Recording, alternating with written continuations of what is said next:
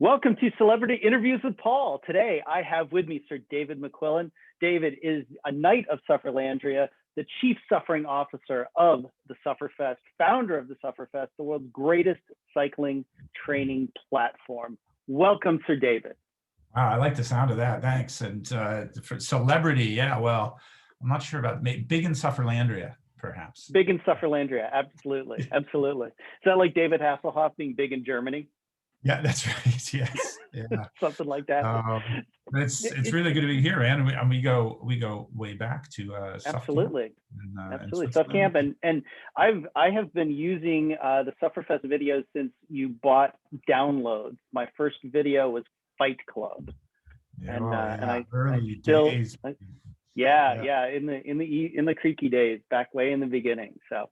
And I deeply appreciate all that the misery you have inflicted over me over the years. And as Chief Suffering Officer, like, are there lots of you in the world? Is there like a club of Chief Suffering Officers in various companies? Do you have like gatherings or anything? I'm fairly confident I'm the only person who's got that title. Quite proud of that. Yes, absolutely. It's a club of one, and that's, I suppose that's probably a good thing. Yeah, probably. So the Tour of Sufferlandria, how did that come to be? It's coming up in February. It's on my calendar every year. I always look forward to it. Where did it come from? What was the inspiration? I don't really know. Like many things with the Sufferfest, it's all a blur. You know, back in the early days, as we started to accumulate more videos and things like the Knighthood Challenge came up, Mm-hmm. you know, just like, oh man, what are some fun things we could do? And thinking, man, well, we've got Sufferlandria, which Sufferlandria kind of came into existence with the release of the Local Hero video. That was the first time we ever mentioned Sufferlandria as a concept. And, right. And it was like, man, well, gosh, you know, France has got a tour, and Italy's got a tour, and Spain's got a tour. So I guess we've got to have a tour. Absolutely. So let's do it.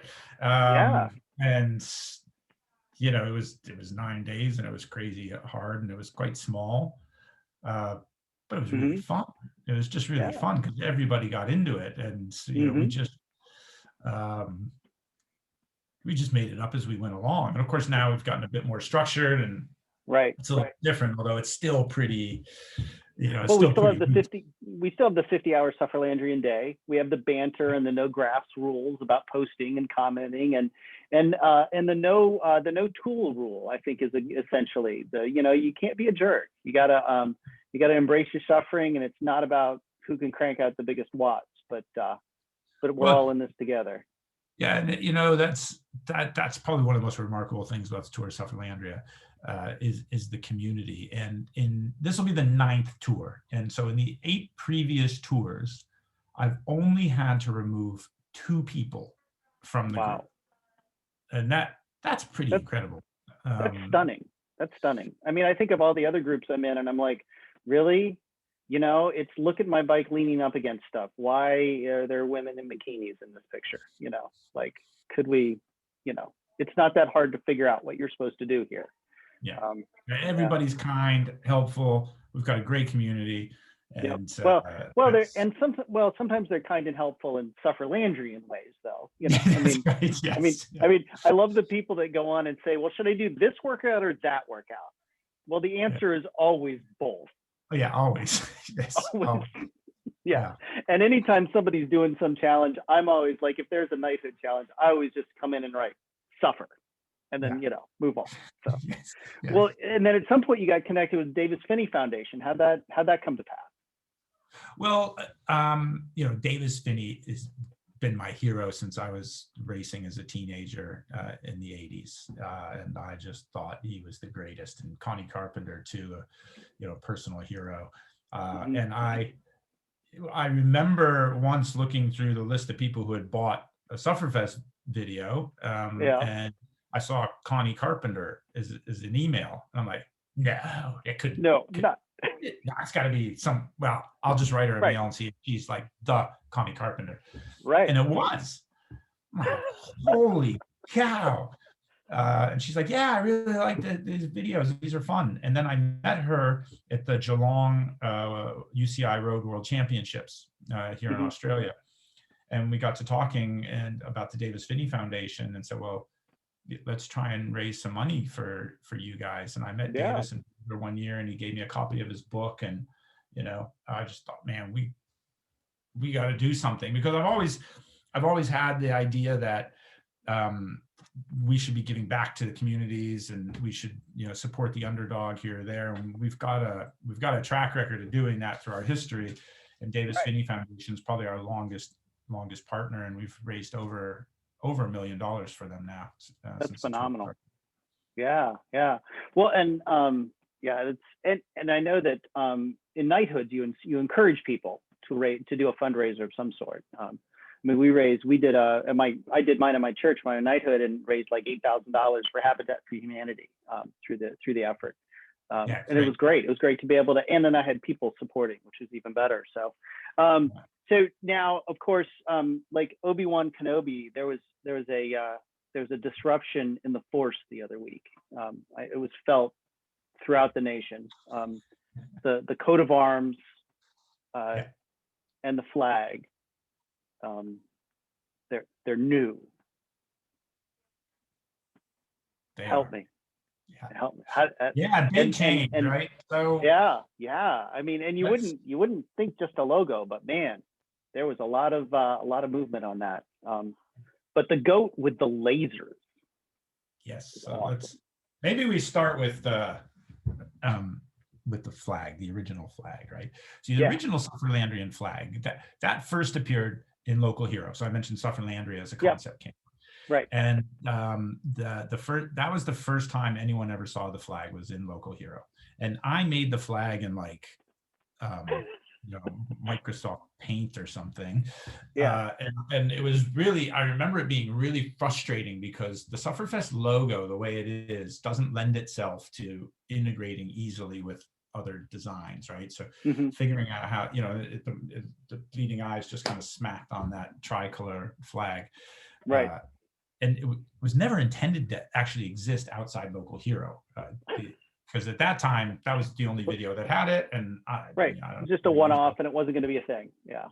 But then I started using it more and more, and incorporating it in the Sufferlandria, the concept crew, that the flag became the symbol for the nation, and we had the coat of arms, which was fabulous. So we had these symbols, and all of us vested a huge amount of ourselves in those symbols and associated pretty significant events, whether it was knighthood or doing a workout really well or participating in the Sufferlandria.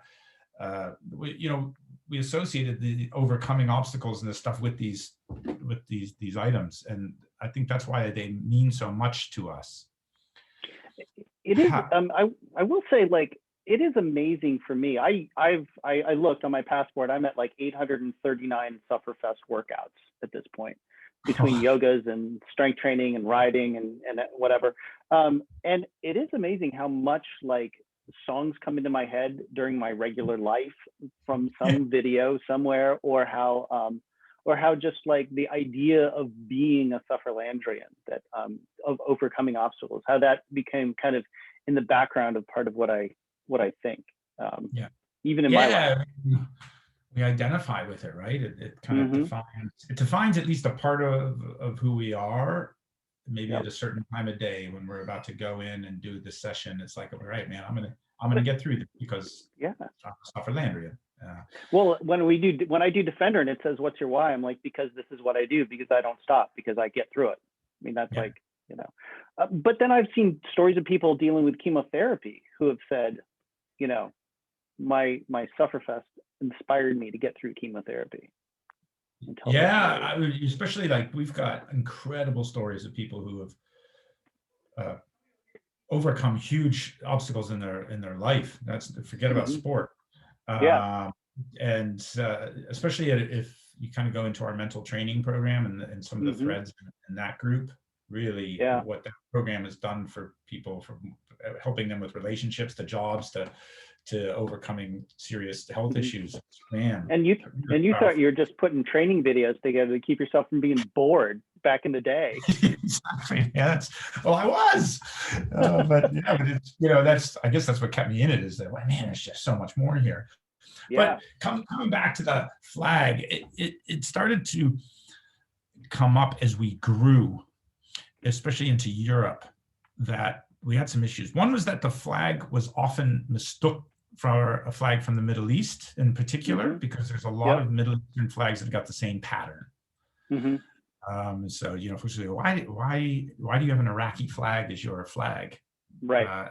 It's like, well, it's not. It's a Sufferlandrian flag. But this came up enough. And then the more disturbing issue, though, was when it became apparent that the tricolor flag pattern was used by the early Nazi movement in Germany. Now, not a good association. It did change. They did change the flag, and it was used briefly. But still, you talk to our German customers, and they'll be like, "Yeah, I cannot fly that flag. It's just, I'm not comfortable doing that." Or other folks in Europe will be like, "Yeah, you just not comfortable." And so maybe folks in America, they're not concerned about it, or never would have occurred to them that it was an issue, but very much an issue for our European Sufferlandrians. And that really made it clear we needed to change. And so there's some folks out there who have suggested that Wahoo made me change the flag for some reason. This is absolutely not the case. And I want to really strongly make that point here. Wahoo actually didn't even weigh in on it. This was something that we had in motion before we got acquired, and then it got delayed because we got acquired, and we just focused on other things. And then we got back to it, and we really have had the creative freedom to do whatever we want with Sufferfest. So all the decisions we've made and are continuing to make going forward are really what we believe is in the best interest of the Sufferlandrian community and growing our business, which is also important. Right. Absolutely. So we had to change. And then, well, what do we change to? That was tough. What's it going to be? Yeah. And we really drew inspiration from flags like the Lion of Flanders. These iconic creatures, these symbols of power and strength and of a community and a nation. And so looking at that, and then we're like, man, well, people said, why didn't you use Fluffy? Well, but I've responded to that in the threads, but Fluffy appears in one video, Revolver.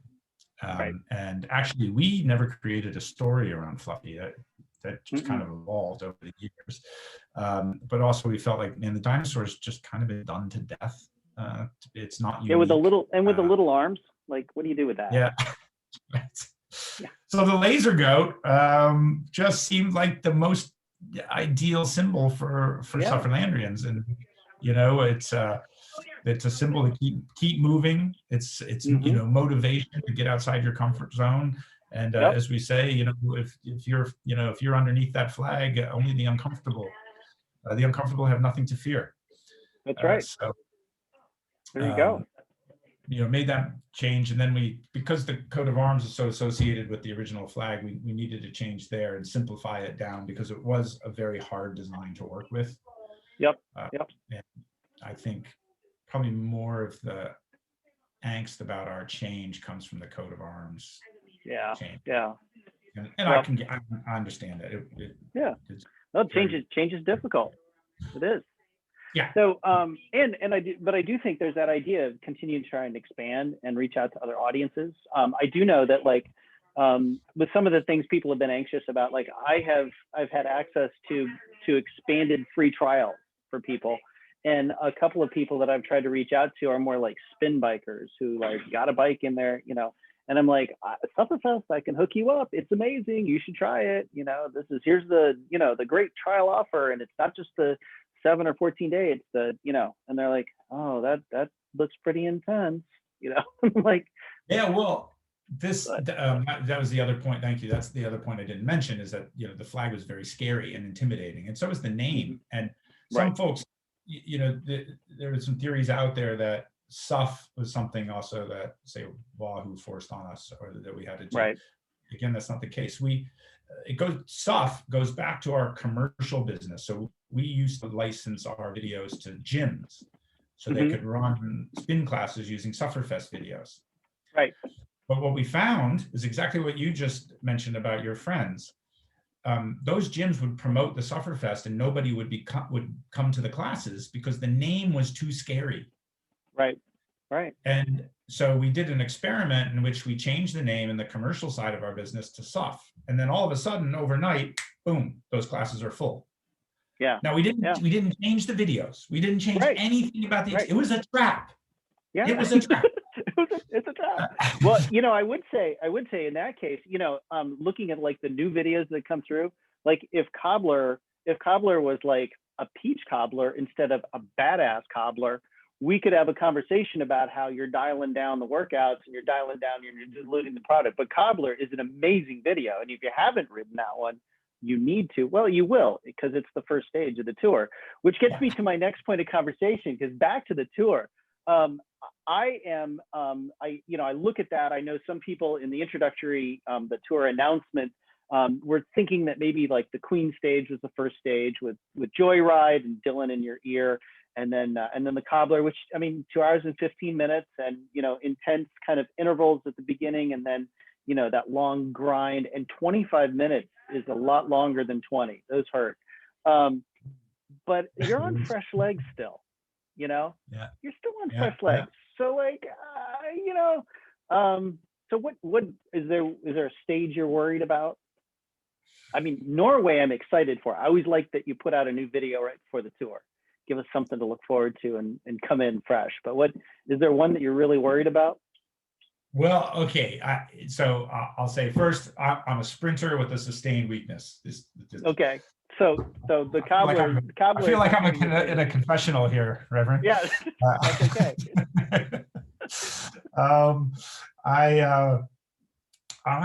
I fear stage one. Okay. So this is my personal fears, right? Yeah. So as a sprinter with a sustained weakness, stage one is one that, man, I just want to get through that. Because I know Joyride, like you say, cobbler, you're going to have fresh legs. Well, you're not. You're going to have Joyride in your legs. That's right. Yeah. And then you're going into that. That, man, I do not like that. I'm kind of looking forward to Fight Club. That's a session I've always enjoyed. I like the scrappiness. Right. Norway is going to be hard.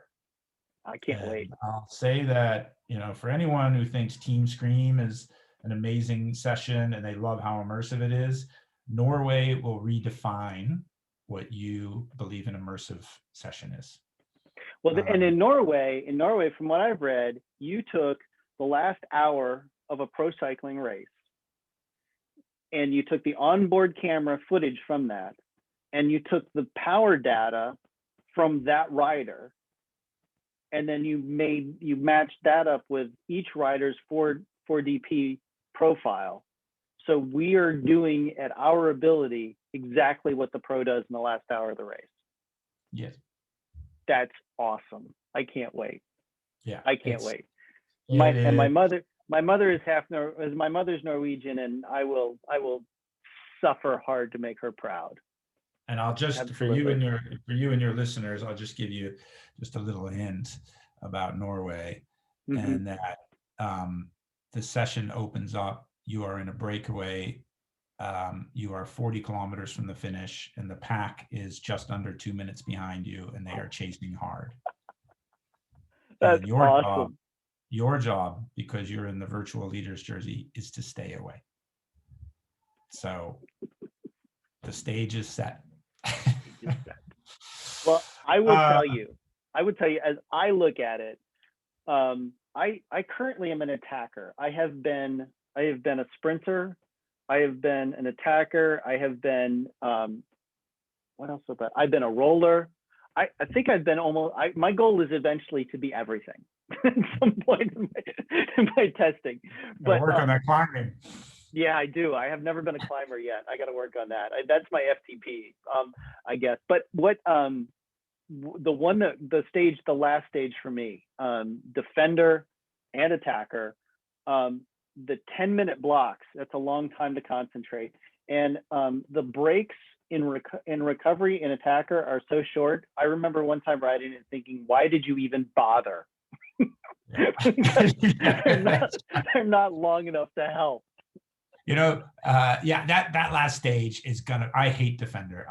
I'll do everything I can to avoid doing that session. It really mentally pushes me to the limit. Mm-hmm. But Attacker, we were working with Neil and Francois, who actually did all the production on that video. Mm-hmm. He did the editing and the storyline. Dialing in that workout took us quite a while. Those recoveries in early versions were longer. They weren't shorter. Mm-hmm. They were gradually shrinking down as we changed the intensities, because as we're building these workouts, we're constantly testing them and dialing them in.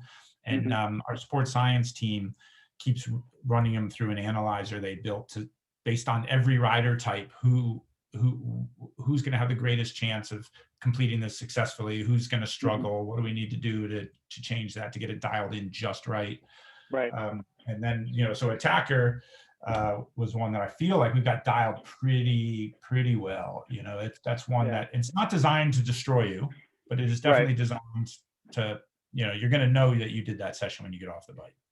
I did like in talking to Neil that, he talked about workouts being more purposeful, and that some are actually designed to give you hope and feel like you're feeling better at the end, like 14 hammers, 14 vice grips, where, by the time you get through the 2-minute in the second set, you're like, oh, well, I can do a minute and a half, and I can do it. And 30 seconds, that's easy.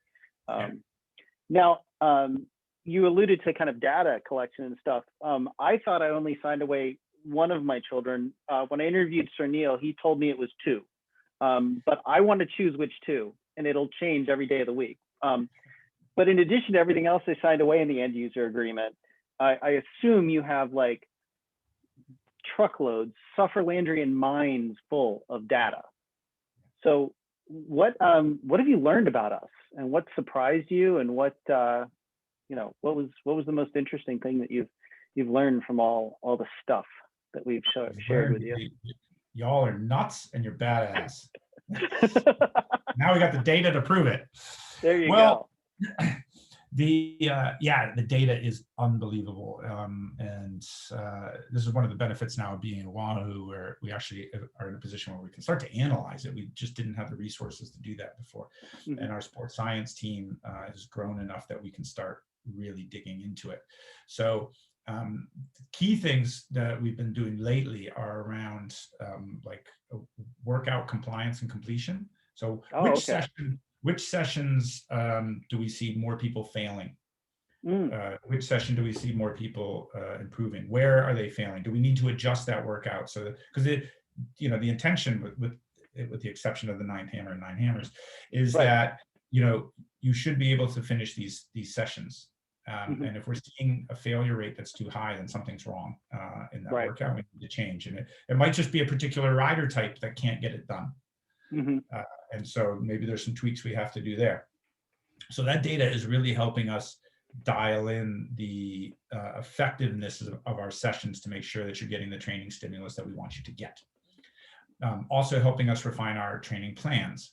So the way those are designed, where do we see people have a greater success of completing the plan? What has been the fitness improvement that they've seen? Mm-hmm. Do we need to make any changes because we've got a particular plan that we see, like in, week 7, too many people start to fail. So that's helped us a lot. Also things like our fitness tests. So the amount of data we have now gives us extremely high confidence in the results. So much to the point that we're in a position where we might be able to make some of those tests a little bit shorter. It's a little foreshadowing of things to come. That wouldn't break my heart. Somehow I don't think it'll make it any easier, but it won't break my heart. And then, of course, things like age, gender, how does that affect your recovery, the kind of workouts that you're doing, location. So this all helping us refine our library and the effectiveness of the methodologies that underpin it. We have aggregated some of that data together. You know, we've got some charts that are publicly available where you can see how you compare to other people like you in 4DP. Oh, cool. Where are you in the Mm-hmm. spectrum of Right. others with, say, your FTP or your map or your AC Sure. in your age? Right. So that's pretty neat to start looking at. Mm-hmm. Mm-hmm.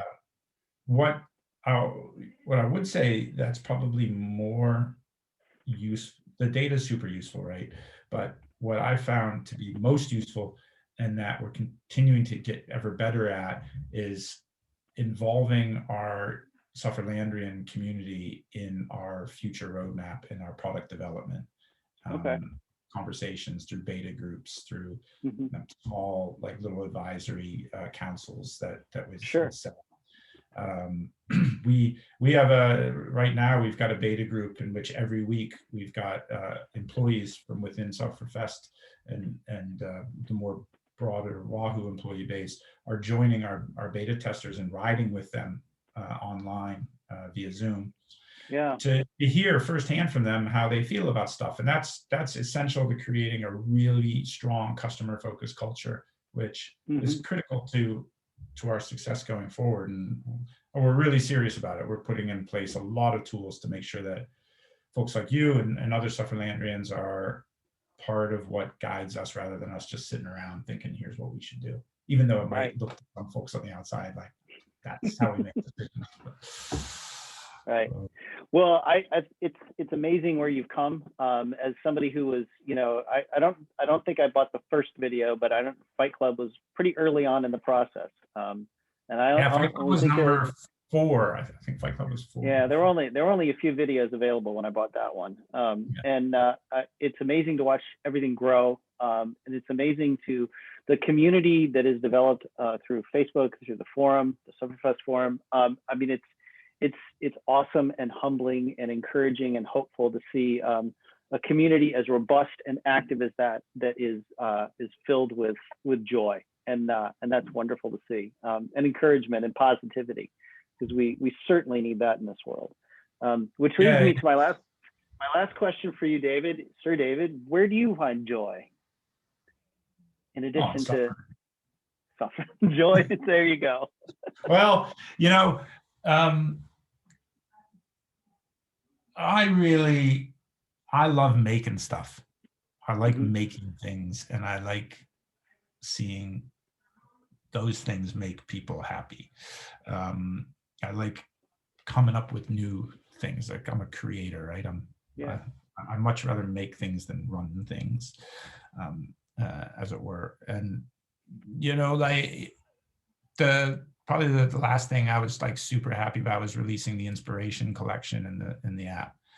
I didn't make any of those films, of course, but you know, coming up with the idea with my team and figuring it out and putting it all together and bringing that, and then seeing folks go, wow, these movies are great, and I learned something from this. And then seeing the discussions that are happening and where people are talking about, well, I hated that film, and someone else says, well, I loved it, and you know, and why, and what do you learn from it? That is just super cool. And I get a lot of joy out of stuff like that.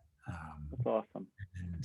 And I also get a lot of joy out of just interacting with everybody, you know, like with the flag and the coat of arms change, right? You know, I spent pretty much a full day in there responding to people and talking, and I really enjoy that. You know, I want to hear what people say, and I want a chance to explain what we're trying to do and have a dialogue. Well, I will say, with every move you've made, when the move came out and it became public, you were as transparent as you possibly could be, and I commend you for that. So thank you. Thank you for what you do. Thank you for what you've done for the Davis Finney Foundation. I have my hat from last year's tour, and I am looking forward to getting my my trucker hat from this year's. I've almost, I think I'm over $1,100 so far. So, so I've got the jersey, and I'm hoping for the Patagonia pullover. So we'll keep working at it. And we've got some cool prizes, man. I mean, there's you know, like kicker bike, which is pretty rare right now to be able to find one. Custom plans and alt red stuff. Well, and we got. I'll just text you my address. You can just have it shipped right over. It'll be okay. Yeah, you got it. Just between you and me, it's all good. Sure, man. No problem. Thanks for having me on the show. Really appreciate it. Thank you. Thank you for being a part of Celebrity Interviews with Paul.